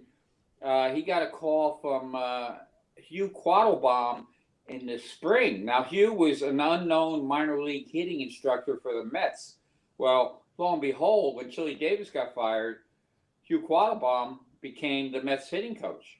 So I'm dealing with that background and how interesting it is and where Quattlebaum stands on the launch angle thing. So it's always something different at Ball 9, and that's where we're at. I had a conversation yesterday with 2 young, one coaching Little League, one's coaching at our high school team, Brandon Collins, who played for Kevin Farmer here, big Benedictine baseball coach. He's a legend here. But anyway, throwing the knob at the ball. hitting at a launch angle. And you know what I said to him? The greatest advice I ever got playing baseball, and it was from my high school baseball coach who was a college baseball player. He said, just try and hit the ball up the middle. You don't have to try to hit it to left field. You don't have to try to hit it to right field. You don't have to throw your bat. You don't have to line up your knuckles. Just hit the ball. Have fun doing it. And now today, like you just said, launch angles and throwing the knob of the bat. I'm up at bat. I got to think about lining up my knuckles. Got to throw the knob of the bat. That's not fun. Like you said, just go up and take the hacks, and whatever happens, happens.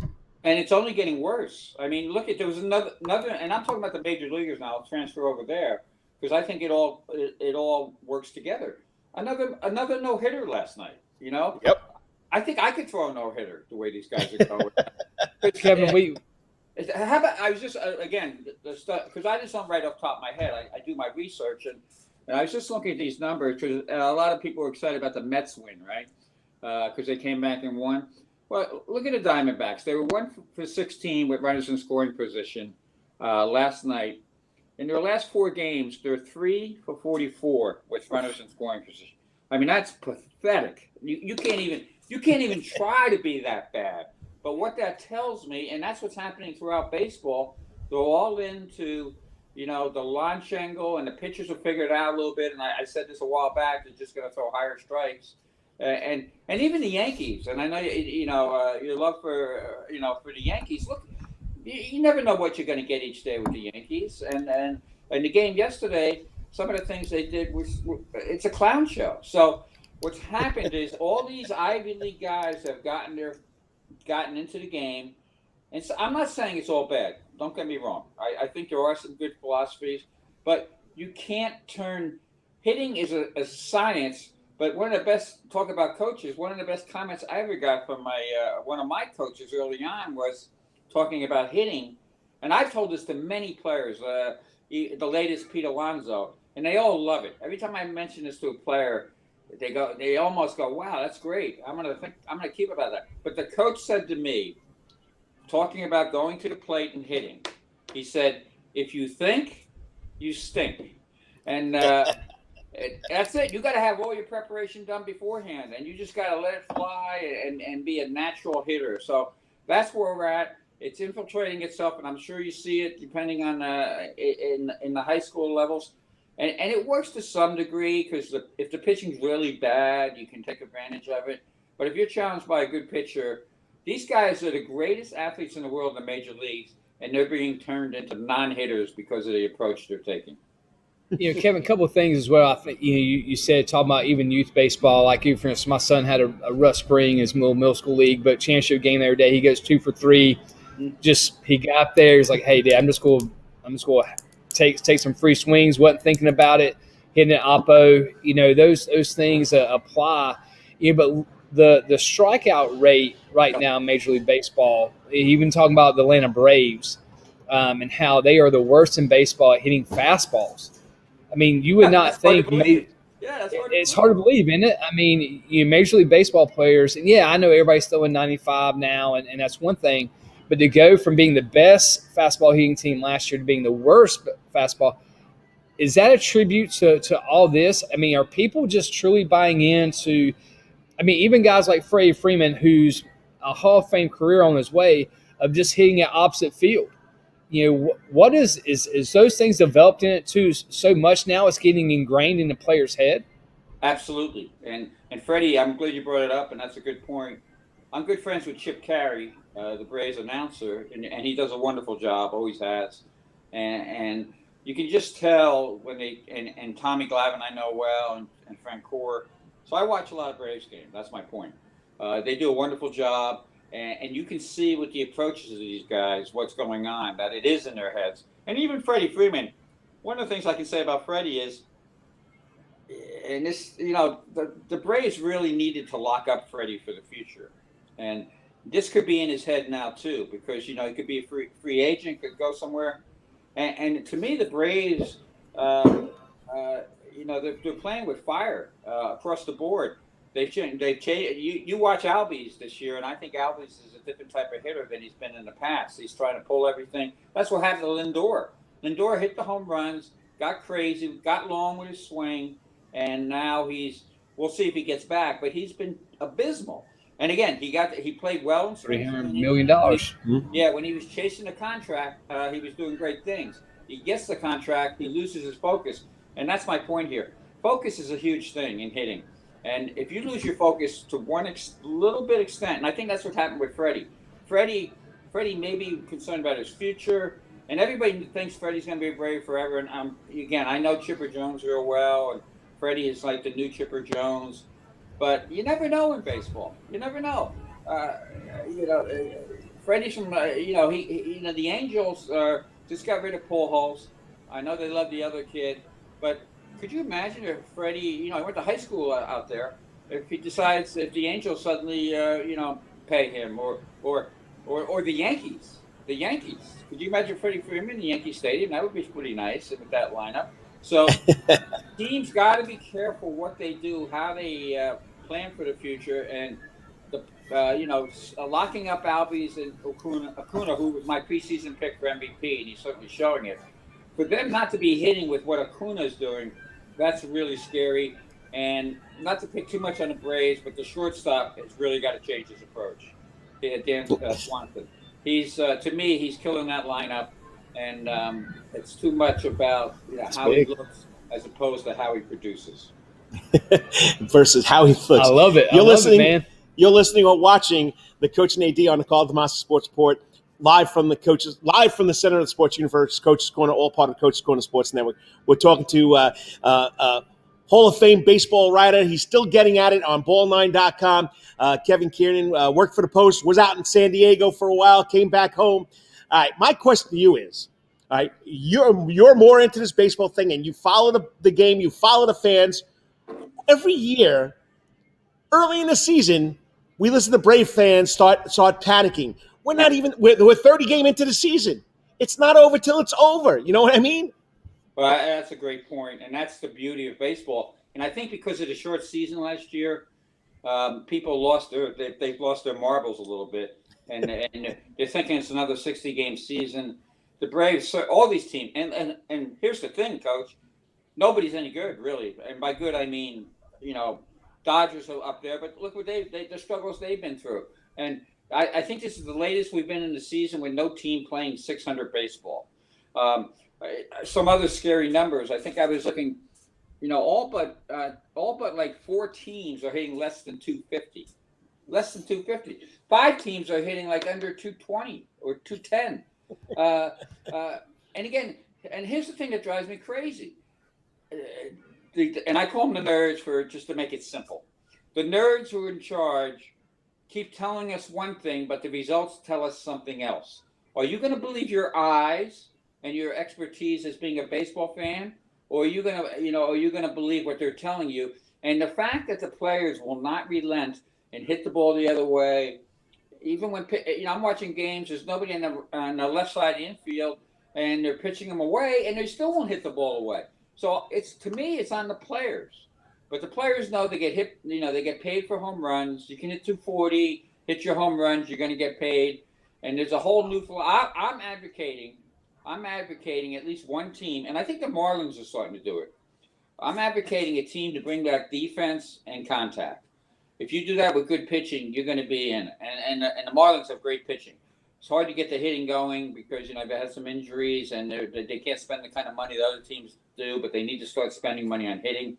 And it is that marathon, and the Braves could turn it around one hot streak. Nobody's playing well in the East. It's a pretty competitive division. The Phillies are playing a little better. The Mets have DeGrom and all that stuff, and they're kind of a sleeping giant. But if you really step back and look at the Mets, what did they do last year? I think to some extent the Mets are going. They think they're better than they are, and that's a very dangerous area for a baseball team. So hopefully the Braves, but the Braves have to make adjustments. It's early, but like I said, the shortstop has to start hitting. The second baseman has to get back to who he is. Freddie has to get it together. Now, if those 3 things happen, and of course you're pitching. I mean, it always goes to pitching, and they've had the great pitching through the years. It's a little shaky right now, but it's certainly way too early to panic. Kevin, we talk about things in baseball that maybe need to be abolished or things of that nature.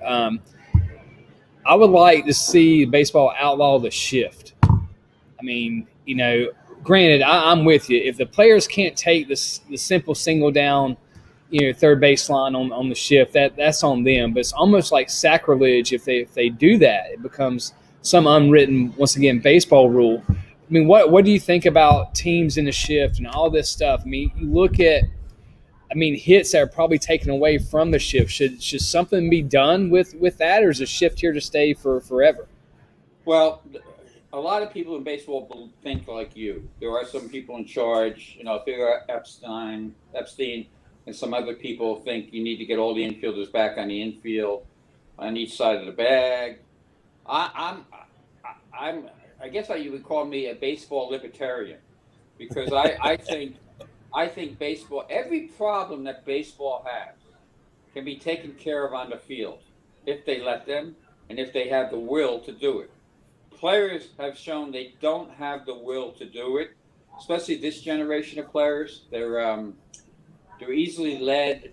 They really don't think team oriented. And until they take it in their own. And again, I have no problem with the shift. Like, they've always shifted. Ted Williams got shifted, and you're going to shift to Freddie Freeman. But again, if the players just took care of business, why? I spent 10 years with Tony Gwynn, 8 batting titles he had. Why won't you take what the defense gives you? He wore out the 5-6 hole, Yeah. And again, you're not gonna get the 3-run home run. I get it, but you know what you're gonna get? You start putting the ball playing. You guys have seen it. Teams can't field anymore either, especially pitchers. Yeah. Pitchers can't field. Get in their heads. Do what. Baseball is all about taking advantage of the other guy and the other team any way you can. And to me, by these guys continuously trying to pound it through the shift. And again, if you can lift it and hit the home run, Yankee Stadium, you got the short porch, I get it. Yeah, and every once in a while you're going to ground out into something. But if you mix it up a little bit and you see they're shifted there, I have all this space here, we're down a run, or it's a. Jack McKeon taught me years ago, his goal as a manager was always to get the first run, put the pressure on the other team. Yep. And no matter how many runs you score, that's still true today, and maybe even more so today. Heck, the way it's going now, getting the first hit puts the pressure on the other teams because teams can't hit. So if you get that first run, and the beauty of maybe, and we saw it, I don't know if you guys saw the Gleyber Torres play the other day.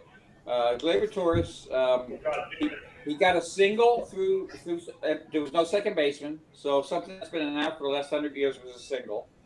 He steals second base, and then there's no he doesn't. He's on. Yeah, he's on second base, and there's a play up the middle. He's going from first to second, play up the middle, kicks away, and he keeps running third and home because there's nobody covering third, and the catcher went to third, and he knew he could beat the catcher back home. That's all it takes. You think they're going to have the same kind of shift next time? And that's all it takes. And it was an easy run. It invigorated the Yankees. Now, they couldn't hold it. Justin Wilson came in and did Justin Wilson things. But my point is, you can attack. You can get the whole team feeling good. You guys know what it's like. If you have a rally where you're scoring 3 runs on a hit-and-run single or stolen base, a big 2-out hit, or even a ground ball when you need that run home, that lifts the team. And if you did that in baseball, I personally think, and I call it my anti-shift attack. In World War II, we had the U-boats all along the coast, and actually I was at the St. Augustine Lighthouse the other day, and they had a really nice display about the U-boats in World War II, German U-boats, along the Florida coast and Georgia coast. And we had to come up with an anti-U-boat attack plan, which we did. And we finally, ruled the waters again.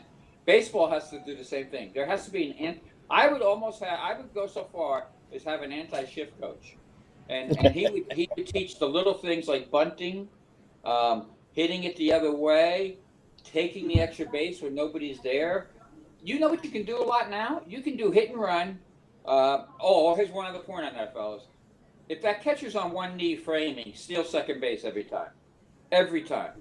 So all of a sudden they're not going to use that stuff anymore. The only catcher I saw who could throw people up in the knees was Benny Santiago.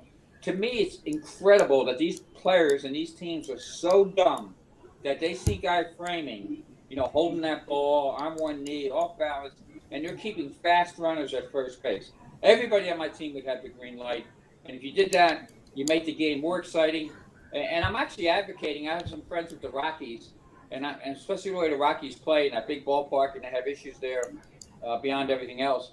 I'm advocating that the Rockies go to a go-go Rockies approach and just kind of run teams off the field. In that altitude, that's the only way they can succeed in that division. So it's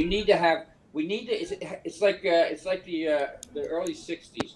We need to get athletes back in the game who can steal bases. And if you did that, you wouldn't have any shift issues. The shift would take care of itself. Everything takes care of itself on the field. Hey, you bring up some great points. You're watching the Coach and AD on the Karl DeMasi Sports Report. We're talking to Ball9.com writer, New York Hall of Fame baseball writer, Kevin Kernan. Two things. I don't know if it was last week or the week before. Francisco Mejia, came up with the Indians, went to San Diego. I forget who he's playing with now, but they had to shift on him. What did that young man do? Bunted down the third base line for a base hit. Okay, you're talking about another thing that I've noticed you talking about, and he'll go back to his prediction with talked about the Braves before, but Contreras for the Braves now. Darnell has that thumb out for 60 days. The kid's always on one knee. Last night they got beat by the Phillies 12-2. Last night 3 balls got past him, led to 3 runs because he's on one knee. He's not Benito Santiago. He can't throw anybody out from sitting on his butt. This is things that the Braves need to work on also, which gets me frustrated watching the Braves. They let this young kid, he's going to be good, but they let this young kid call pitches on one knee. I'm sorry, I'm going for the soapbox here. That's a great point. I'm glad you brought it up because you know who's killing more than you? Ryan Washington. Yeah. One of the best coaches in the game and a Braves coach. And every time I was around a game where the Braves played early, there was Wash at 2 o'clock in the afternoon working with Albies and guys like that. And so there are people in the game who understand it. I have a lot of coaching friends in the game. A lot of them have been pushed out. A lot of development people have been pushed out. And I'm going to really scare you now. I'm going to scare you now if you really listen to what's going on.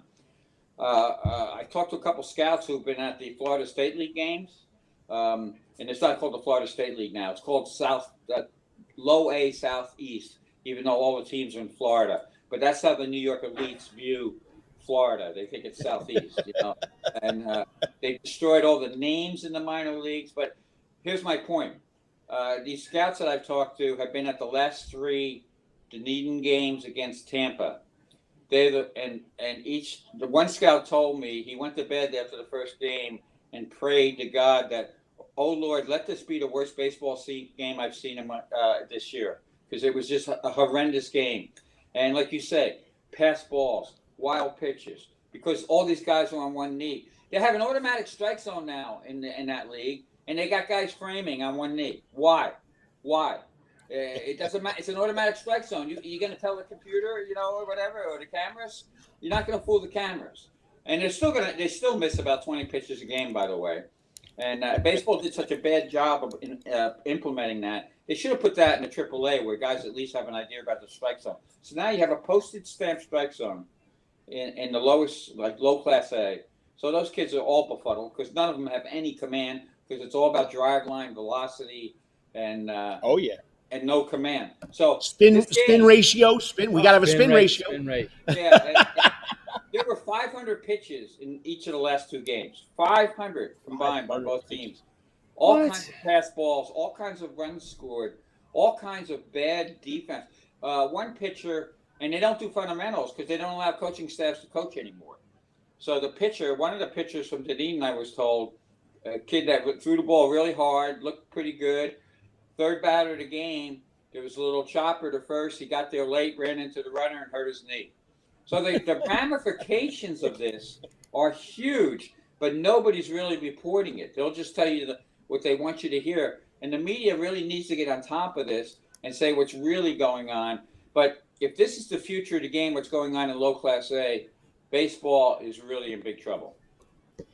Kevin, my last thing is Mike Trout might be having one of the best seasons he's had. But the Angels are once again being the Angels, and they just can't quite figure it out. A guy like when's the last time, you guys know way more than I do about baseball. When's the last time a player of Trout's caliber having the career he's having and the season he's having just go absolutely anonymous because he's on the West Coast and the Angels are just the Angels? Yeah, that's what Trout does. And what does Trout do? Look at his swing. It's pretty tight, pretty short to the ball. He hits it where it's pitched. He's a Mickey Mantle type. Like people told me, he's closest thing to Mickey Mantle athletically and hitting wise. Unfortunately, this is the difference between the NBA and although the NBA is in big problems, having some big problems right now. But in David Stern's NBA, let me say, David was smart enough, and I covered the NBA for many years as well. David was smart enough I told me and a couple of my buddies one day, we're talking to David, the commissioner, during the playoffs. This is early, way back when. And we said, why don't you start promoting guys like Bird and Magic? They're the future of the game. And to his credit, the NBA did that basically. The Angels never, the Angels are the Angels. They've never figured it out. Baseball's never figured out how to market Trout. He's in this. It's almost become his Medal of Honor, though, or his that the fact that he's so good and they're so bad. And in some ways, again, it's up to him. He could have become a free agent, maybe gone to one of the bigger things, but he liked it there, so I get it. But even in some ways, going way back to Tony Gwynn, not the same player, but Tony was a little bit anonymous because of how the Padres didn't make the playoffs. For most, 84 they did, of course, and then back in the late 90s, 96, I believe. But Tony was that kind of player, and it's really terrible that the Angels, they've had the leadership that will not produce winning the last few years. They got rid of Billy Epler, who used to be an assistant with the Yankees. And now I'm going to give the new guy a chance because you always give new guys a chance. But if you don't improve the pitching there, you're going to have the same problems. I mean, the money they've spent for, the Trout, Rendon, guys like that, and not to have a great team, it's a shame. It is a shame. And, I think the Angels are going to get on the right page, but the question is, will it be too late for Mike Trout? And the Pujols thing, getting rid of Pujols, to me, I know a lot of people were upset by that, and I can buy it. But at the same time, you got to move forward. That's an admission that last contract was bad. Artie Moreno wants to win, but he keeps finding the wrong people, and it's going to be up to him. But yeah, the Angels are a post. They're the poster for what's wrong with baseball. Well, Kevin, I know we could spend. I know we both could sit here for hours with you talking about baseball. And once again, we appreciate your perspective of what the Braves are doing. Your close ties to the Braves. We got to bring you back more often. But once again, you got to check out ball9.com. And this man hit it on the nose about what Major League Baseball is doing to our small towns, to the Americana of this country, because baseball has always been the focus of a lot of small towns, and what they're doing to it is wrong. But once again, just like the shift is wrong. Here's two Yogi-isms for you, okay? How to look them up, okay? In baseball, you don't know nothing, and how can you think, okay, and hit at the same time?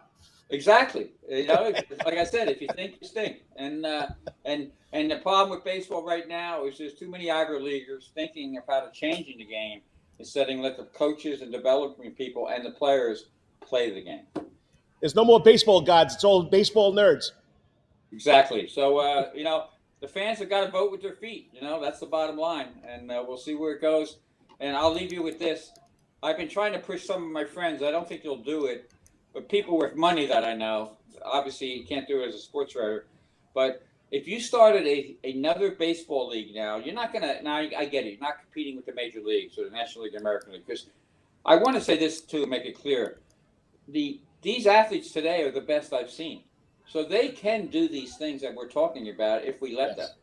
But they've taken away their athleticism, and they're trying to make it a non-athletic showcase event, and you need to let it come back. But if you came back smartly, like especially in those small towns that have been abandoned.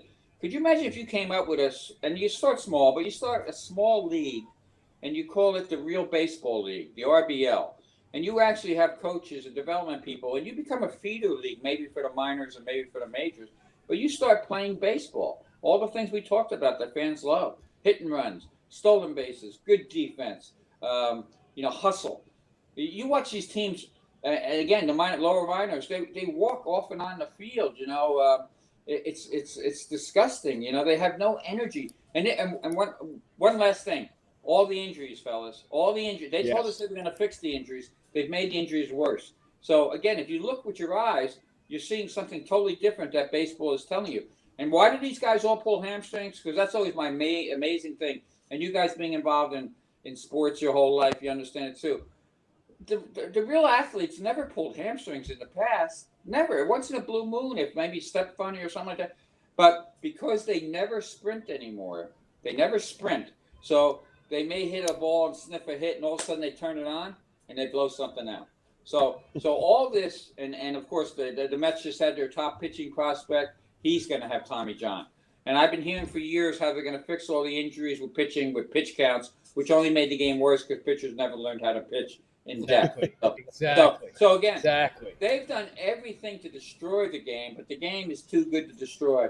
I'm advocating a little minor league that plays real baseball. I know I would buy a ticket for that. Hey, let us know when you're back up here to watch some Banana Bowl. We'll come and sit 9 with you. Yeah, Savannah Bananas are fun, and they know what they're doing, that's for sure. And more minor league organizations need to be like that. And where can we get a B9 hat like that, man? Oh, well, if you go to the website, we got all the gear, and we got some funny shirts too. Like I think we even have, I think, a Manfred. We call it a Manfred pillow, where if you get mad at Manfred, you can just throw the pillow or something like that. But there's a lot of gear, a lot of shirts, a lot of fun shirts, and we actually the founder is Italian, so he sometimes gears his shirts towards the Italian heritage too as well. So it's good stuff. Take care, fellas. And also one last thing, because it's not just me. We have a writer, Rocco Costantino, who just did a great job, a great book on the Negro Leagues. He's one of our writers as well. We have a staff that's pretty interesting.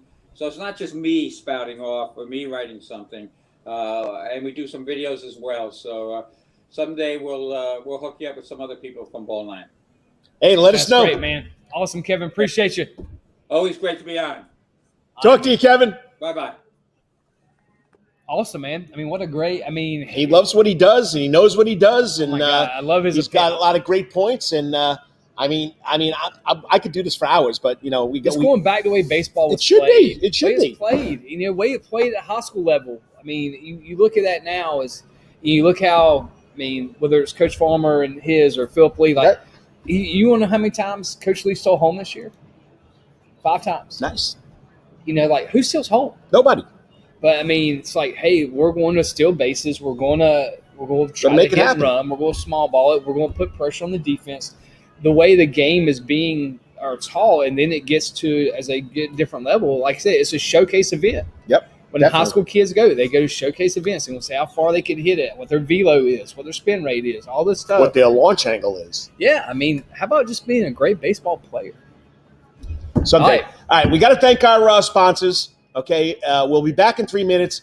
He's going to grill me. We'll be out the door, 3 out the door with the coach and AD on the Karl DeMasi Sports Report from this man's favorite place, which is what? Coach's Corner, live here at Senior Sports Universe. 3 minutes. Stay tuned. All time, that's Coach's Corner in Thunderbolt. Coach's Corner has been voted the best in Savannah for 20 years running, and it's no wonder why. Sports, live music, delicious and generous portions of pub food, all for our fans. No matter what the season, there's always a reason to check out Coach's Corner. It's always game time at Coach's Corner. Pick your favorite sport, pick your favorite team, and pick a TV, and Coach's Corner is your place. Coach's Corner is always open for lunch, dinner, and now breakfast, Monday through Friday from 6 a.m. to 10:30. But remember, Coach's Corner still has takeout service. John Harrison and Coach's Corner crew has smoked Boston butts, ribs, and chicken on the grill. You can place your order by calling Coach's Corner at 912-352-2933. That's 912-352-2933. As always, make it a night to remember at Coach's Corner. At Calvary Day School, we want our students to be fully equipped and on the cutting edge of academics, making a difference in our world. Your child will grow academically, physically, socially, and spiritually. At Calvary, it is so good to say we are one school with one mission and one vision: faith, academics, excellence, and building champions through Christ. Calvary Day School would consider it a privilege to meet with your family personally. Call Philip Lee, Director of Admissions, at 351-2299. That's 351-2299. For over half a century, when it comes to uniforms, sporting goods, or trophies, Thompson's got you covered. From cleats to caps and best prices on the biggest brands, Under Armour, Adidas, and more. From baseball to soccer, volleyball to softball, and yes, football too. Every season starts at Thompson Sports Shop. From come get equipped at Thompson Sports Shop's new location, 6606 Abercorn Street, Suite 102 in Savannah. Open Monday through Friday from 10 a.m. to 4 p.m. and seasonal on Saturdays. At locally owned Thompson Sporting Goods and Trophies, come see where everyone is a winner. You still want some real New York deli and Italian food? Bada bing, bada boom. Rocky's New York Deli and Italian Catering is open at 7630 Skidaway Road in Savannah, Georgia during this social distancing problem. Rocky's New York Deli and Italian Catering will take calls for pickup at 912-354-2914. That's 912-354-2914 on the phone, capiche? If you want Rocky's New York Deli and Italian Catering goods delivered, go to savtakeout.com, savtakeout.com to place the order. Remember, Rocky's New York Deli and Italian Catering, we ain't New York style, we are New York. Wetherington Chiropractic Clinic. Your back hurts, another body part hurts all the time, it makes you mad, the pain drives you crazy, you just want to pick something up and throw it across the room? If you can. At the Wetherington Chiropractic Clinic, you get complete chiropractic care and pain relief to help you move better, have a less painful life, and of course, achieve a healthier lifestyle. The Wetherington Chiropractic Clinic is now located at 2 locations in Savannah, Georgia, at 329 Eisenhower Drive, and in Pooler at 114 Canal Street, Suite 603. So visit Dr. Bart Wetherington at the Wetherington Chiropractic Clinic for all your chiropractic needs.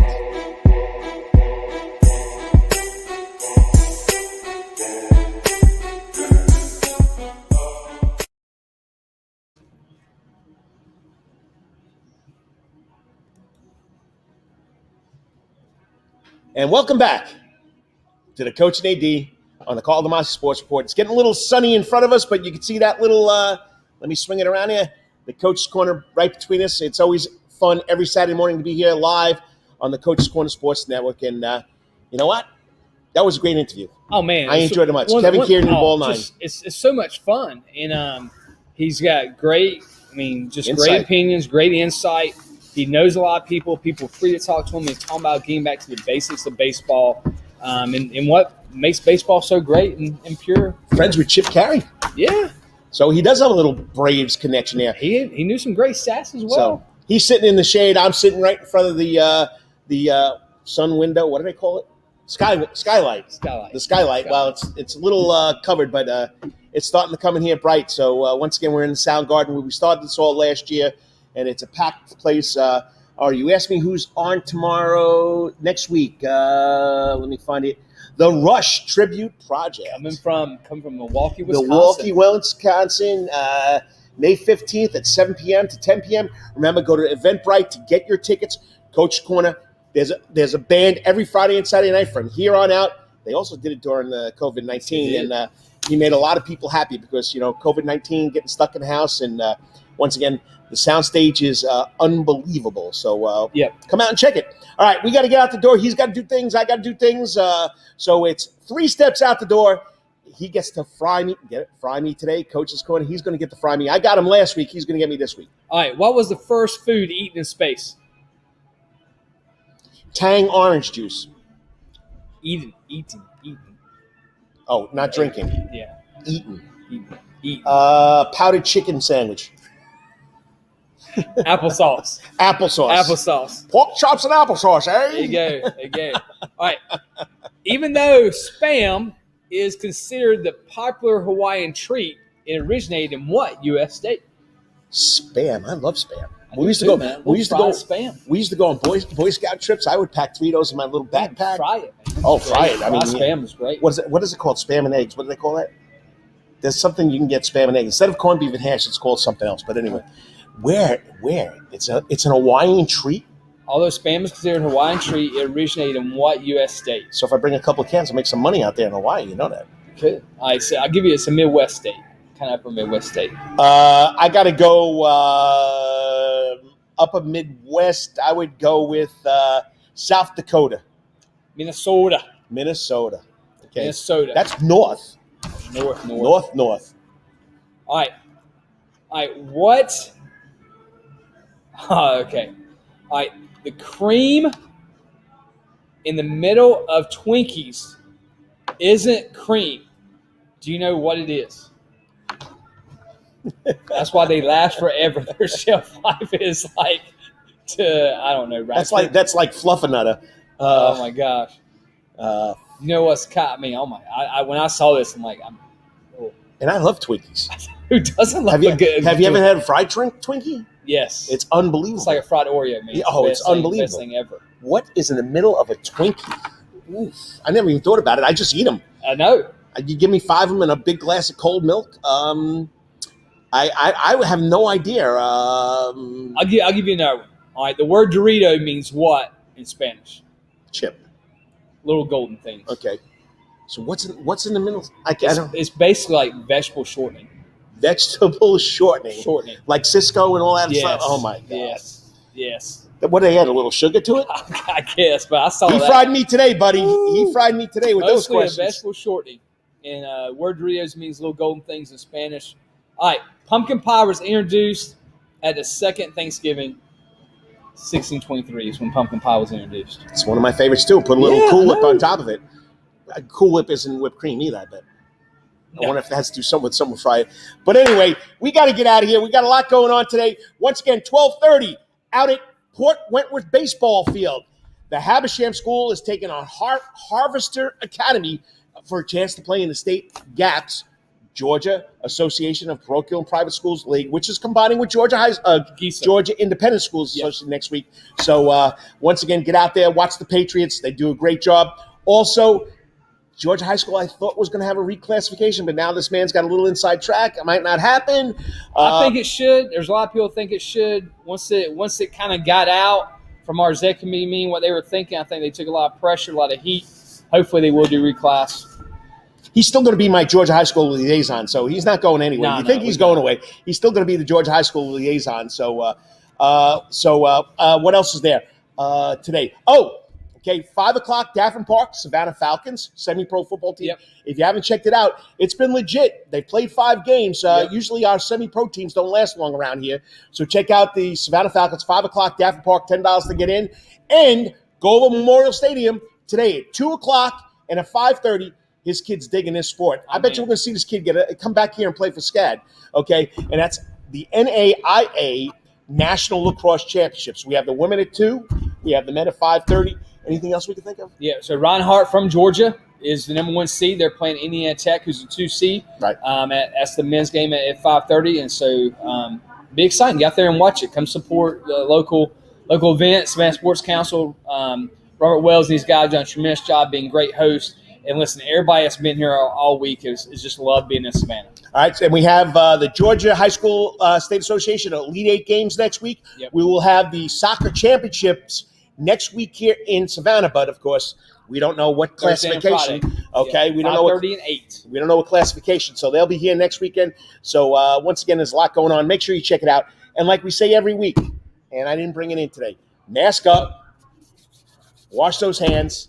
Social distance. Get the vaccine. Whatever you're doing today or tomorrow, always sit at the park until we talk to you. Hopefully Wednesday night we can finally work this out. You know, it's been 5 weeks.